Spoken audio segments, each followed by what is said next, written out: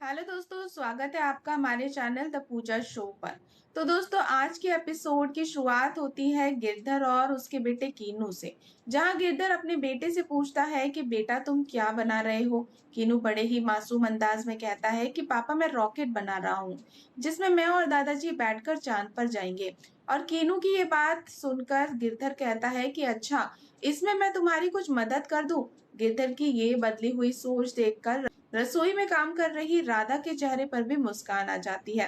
और तभी कीनू अपने पापा से पूछता है कि आपको रॉकेट बनाना आता है, किसने सिखाया। गिरधर बड़े ही प्यार से अपने बाबूजी की तरफ देखता है और कहता है कि मुझे आपके दादाजी और मेरे बाबूजी ने सिखाया है। इसके बाद गिरधर कीनू और बाबूजी के साथ बैठकर रॉकेट बनाने लगता है। और गिरधर का ये बदला हुआ व्यवहार देखकर राधा की नजरें बस गिरधर और कीनू की तरफ टिक जाती है और उसे समझ ही नहीं आ रहा कि आखिर गिरधर के व्यवहार में इतना बदलाव कैसे आ गया। और थोड़ी देर में ही गिरधर कीनू के लिए एक प्यारा सा रॉकेट बना देता है। कीनू खुशी से कहता है कि पापा इसे उड़ाकर दिखाओ। गिरधर रॉकेट उड़ाता है और कीनू खुशी से झूम उठता है। फिर वो अपनी नटखट आवाज में कहता है कि मेरा रॉकेट मंगल ग्रह पे पहुंच गया है। और दोस्तों, कीनू की ये मासूमियत देखकर घर के सभी लोग मुस्कुरा देते हैं। इसके बाद गिरधर कीनू को स्कूल के लिए तैयार होने के लिए कहता है। तभी बाबूजी गिरधर को अपने पास बुलाते हैं। बाबूजी को देखते ही गिरधर थोड़ा डर सा जाता है और सहमा हुआ उनके पास पहुंचता है। जैसे ही बाबूजी अपना हाथ उसकी तरफ बढ़ाते हैं, गिरधर को लगता है कहीं बाबूजी फिर से उसे थप्पड़ न मार दे। लेकिन इस बार बाबूजी उसे प्यार से कुर्सी पर बैठाते हैं और कहते हैं कि बेटा गिरधर, हमें लगता था कि तुम्हारा संतुलन बिगड़ गया है और सफलता तुम्हारे सिर पर चढ़कर बोल रही है, लेकिन अब लग रहा है कि तुम्हारा संतुलन वापस आ रहा है। और बाबूजी की ये बात सुनकर राधा के चेहरे पर भी खुशी सी आ जाती है। और तभी अम्मा गिरधर से कहती है कि बेटा, हमारा मन भी उस समय बहुत खराब हुआ था जब हमें पता चला था कि तुमने राधा बहू को इस घर से जाने के लिए कह दिया है। और इसके बाद फ्लैशबैक में दिखाया जाता है कि किस तरह गिरधर ने राधा को घर छोड़कर जाने के लिए कह दिया था। अम्मा फिर गिरधर को समझाती है कि बेटा, ये राधा इस घर की लक्ष्मी है और दोबारा इसे घर से जाने के लिए मत कहना। लेकिन दोस्तों, अम्मा और बाबूजी के सामने गिरधर भले ही उनकी बात मानने का दिखावा कर रहा हो, लेकिन दोस्तों उसके मन में तो अभी भी राधा के लिए नफरत भरी हुई है। वो मन ही मन सोचता है कि मैं तो चाहता ही नहीं हूँ कि राधा इस घर में रहे। अगर अम्मा और बाबूजी यहाँ नहीं होते तो मैं कब का इसे घर से बाहर निकाल चुका होता। और तभी बाबूजी गिरधर को रिश्ते की एक बड़ी सीख देते हुए कहते हैं कि बेटा, एक बात समझ लो, प्यार शादी की गाड़ी का पहिया होता है और सम्मान उसका ईंधन। अगर ईंधन खत्म हो जाए तो गाड़ी रुक जाती है और मंजिल तक पहुंच नहीं पाती। गिरधर डरते हुए हाँ में सिर हिला देता है। बाबूजी आगे कहते हैं कि तुम अपनी बहू को गवार और ना जाने क्या क्या कह देते हो, ये सब अब बंद कर दो। गिरधर सामने से बाबूजी की बात मान लेता है, लेकिन अंदर ही अंदर उसके गुस्से का ज्वालामुखी फूट रहा है। तभी गिरधर ऑफिस जाने के लिए उठता है और पीछे से राधा भागती हुई आती है और प्यार से कहती है, मिस्टर जी ये लीजिए आपका डिब्बा। गिरधर चेहरे पर झूठी मुस्कान लाकर पूछता है कि आज इसमें क्या क्या रखा है। राधा खुशी से बताती है कि आज उसने उसका पसंदीदा खाना बनाया है और कहता है कि ऑफिस में भी सभी लोग राधा के हाथ का खाना पसंद करते हैं। और ये सुनकर राधा खुशी से मुस्कुरा उठती है। इसके बाद राधा गिरधर का बैग लेकर आती है। गिरधर मन ही मन सोचता है कि जब तक अम्मा और बाबूजी यहाँ हैं, तब तक इस गवार से प्यार से ही बात करनी पड़ेगी। और तभी गिरधर राधा के गाल पर अपना हाथ रख देता है। राधा के लिए ये पल जैसे किसी सपने से कम नहीं होता। उसे लगता है जैसे उसे उसका प्यार वापस मिल गया हो और उसकी आंखों में खुशी के आंसू निकलने लगते हैं। गिरधर भी बड़े प्यार से उसके आंसू पोंछ देता है। बाहर से देखने पर तो ऐसा लगता है जैसे गिरधर और राधा एक परफेक्ट कपल है, लेकिन दोस्तों असलियत तो कुछ और ही है। गिरधर ये सब सिर्फ अम्मा और बाबूजी की वजह से कर रहा है। और इसके बाद गिरधर ऑफिस के लिए निकल जाता है। राधा भागती हुई अम्मा और बाबूजी के पास जाती है और कहती है कि जब से आप दोनों यहाँ आए हैं ना, हमारी तो जिंदगी ही बदल गई है। आज मिस्टर जी ने हमसे इतने प्यार से बात की और हमारे खाने की भी तारीफ की। फिर राधा मुस्कुराते हुए कहती है कि लोग सही कहते हैं, बड़े बुजुर्गों का आशीर्वाद बरगद की छांव जैसा होता है। तो दोस्तों अब कहानी पहुंचती है गिरधर के ऑफिस में, जहां शनाया बड़े ही खुश अंदाज में ऑफिस पहुंचती है और सभी को गुड मॉर्निंग बोलती है। अपनी सीट पर पहुंचकर वो साहिल को भी गुड मॉर्निंग कहती है। ऑफिस के लोग आपस में बात करते हुए कहते हैं कि आज तो चिड़िया बहुत फुदक रही है। और इसी बीच शनाया अपने गले में पहने हुए नेकलेस के साथ सेल्फी लेने लगती है। तभी साहिल की नजर उसके नेकलेस पर पड़ती है और वो कहता है, वाह शनाया, ये नेकलेस तो बहुत अच्छा लग रहा है। सनाया उसे थैंक यू बोलती है और बताती है कि उसे ये गिफ्ट मिला है।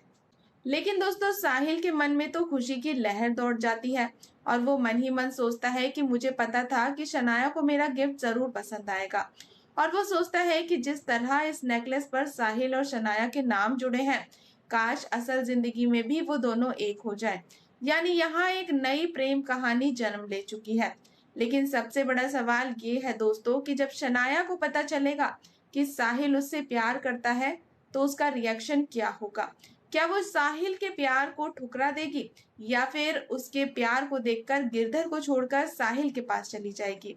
तभी साहिल सनाया से कहता है कि ये नेकलेस काफी महंगा लग रहा है, जिसने भी आपको गिफ्ट किया होगा वो आपको काफी पसंद करता होगा और काफी मानता भी होगा। शनाया अपना फोन निकालकर कहती है कि आज तो मैं अपना स्टेटस लगाना ही भूल गई, और फिर वो फोन में स्टेटस लगाने लगती है। तभी गिरधर भी ऑफिस पहुंच जाता है और साहिल तथा सनाया को एक दूसरे से बात करते हुए देख लेता है। साहिल की नजर गिरधर पर पड़ती है और वो उसे गुड मॉर्निंग कहता है। लेकिन गिरधर सीधे सनाया से कहता है कि मेरे कैबिन में आओ अभी के अभी। शनाया जैसे ही कैबिन में जाती है, गिरधर दरवाजा बंद कर देता है और उससे पूछता है कि ये सब क्या चल रहा है। शनाया बड़े प्यार से कहती है, ओएमजी बेबी, मैं भी तो यही जानना चाहती हूँ कि ये सब क्या चल रहा है। गिरधर थोड़ा हैरान सा रह जाता है और तभी शनाया कहती है कि मुझे सब पता है, इतना चालाक बनने की कोशिश मत करो। गिरधर सोचने लगता है कि आखिर शनाया किस सब की बात कर रही है। तभी शनाया कहती है कि मुझे तुम्हारा गिफ्ट बहुत अच्छा लगा। गिरधर हैरानी से पूछता है कि गिफ्ट? सनाया कहती है, हाँ बेबी, जब तुमने मुझे कहा था कि तुम मुझे गिफ्ट देने वाले हो तो मुझे लगा था कि वो बोरिंग सी कोई नाइट ड्रेस होगी, लेकिन जब मैंने ये नेकलेस देखा तो मैं बहुत खुश हो गई। ये कितना महंगा और खूबसूरत है। गिरधर तो ये सुनकर पूरी तरह से हैरान रह जाता है, क्योंकि उसे इस गिफ्ट के बारे में तो कुछ पता ही नहीं होता। शनाया आगे कहती है कि मुझे एक बात समझ नहीं आई, तुमने इस नेकलेस पर शनाया श्रीवास्तव का एसएस क्यों लिखवाया? शनाया गैरी का एसजी क्यों नहीं? गिरधर किसी तरह बात को संभालते हुए कहता है कि बेबी, अभी मेरी मीटिंग है। शनाया मुस्कुराकर कहती है कि इतने अच्छे गिफ्ट के बदले में तुम्हें इतना समय तो दे ही सकती हूँ। फिर वो गिरधर को पीछे से हग करती है और आई लव यू कहकर वहां से चली जाती है। अब गिरधर के दिमाग में सिर्फ एक ही सवाल है कि आखिर ये गिफ्ट शनाया को किसने दिया। वो मन ही मन सोचने लगता है कि मुझे इस गिफ्ट का सच तो पता करना ही होगा। इधर घर में आरती राधा से पूछती है कि ये गिफ्ट गिरधर ने तुम्हारे लिए लिया है। राधा कहती है, अरे दैया, और किसके लिए लाएंगे? लेकिन आरती तुरंत सवाल करती है कि अगर उन्होंने ये गिफ्ट तुम्हारे लिए लिया था तो खुद क्यों नहीं दिया, भिजवाया क्यों? और वो ऐसा ड्रेस वाला गिफ्ट, जबकि अम्मा और बाबूजी घर पर हैं। आरती की बात सुनकर राधा भी थोड़ी सोच में पड़ जाती है। उधर ऑफिस में गिरधर सुबोध को पूरी बात बताता है कि जो गिफ्ट उसने शनाया के लिए भेजा था वो गलती से घर पर डिलीवर हो गया और अब पता नहीं किसका गिफ्ट शनाया के पास पहुंच गया है। सुबोध कहता है कि गड़बड़ तो है और फिर वो मजाक करते हुए कहता है कि जिसने भी शनाया को ये गिफ्ट दिया है, जब उसे पता चलेगा कि उसका थैंक यू गिरधर को मिल रहा है तो वो अंदर ही अंदर तिलमिला जाएगा। गिरधर कहता है कि तू हंसना बंद कर और बता कि ऐसा कैसे हुआ। इसी बीच शनाया गिरधर के लिए एक थैंक यू कार्ड बना रही होती है। पास बैठे साहिल को लगता है कि ये कार्ड शायद उसके लिए है। वो शनाया से पूछता है कि थैंक यू कार्ड किसके लिए है। शनाया मुस्कुराकर कहती है कि जिसने मुझे इतना प्यारा गिफ्ट दिया है उसके लिए है। साहिल खुशी से मुस्कुरा देता है। लेकिन जब शनाया कार्ड उसे देने के बजाय अपने बैग में रख देती है तो साहिल को समझ आ जाता है कि शनाया अभी भी गलतफहमी में है। उसे लग रहा है कि ये गिफ्ट किसी और ने उसे दिया है और तभी गिरधर वहां पर पहुंच जाता है। सुबोध गिरधर से कहता है कि ध्यान से देखो, ऑफिस वालों में से जो सबसे ज्यादा उलझा हुआ है और घबराया हुआ सा लग रहा है उसी ने शनाया को गिफ्ट दिया है। गिरधर एक एक करके सभी को देखने लगता है और आखिरकार उसकी नजर सीधे साहिल पर जाकर रुक जाती है। साहिल घबराया हुआ नजर आता है। गिरधर तुरंत समझ जाता है कि यही इस गिफ्ट का असली मालिक है। वो मन ही मन सोचने लगता है कि अब समझ आ गया है कि नेकलेस पर एसएस क्यों लिखा था, एस फॉर साहिल और एस फॉर सनाया। अब गिरधर के सामने एक नया खतरा खड़ा हो चुका है।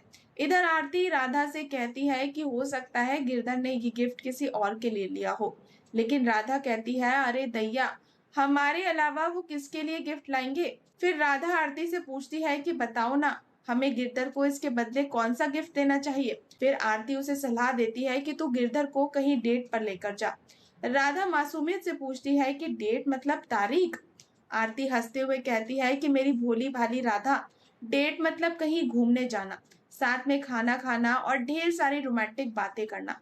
राधा अब गिरधर को डेट पर ले जाने के सपने देखने लगती है। उधर गिरधर के कैबिन में सुबोध उसे समझाता है कि ज्यादा टेंशन मत ले, जवान लड़का है साहिल, अगर उसका दिल शनाया पर आ गया तो कोई बड़ी बात नहीं है।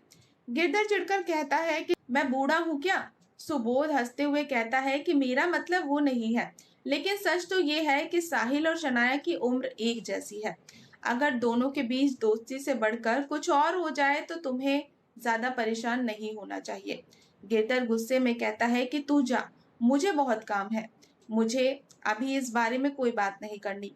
सुबोध वहां से चला जाता है, लेकिन गिरधर के मन में अब भी साहिल को लेकर शक और भी ज्यादा बढ़ चुका है।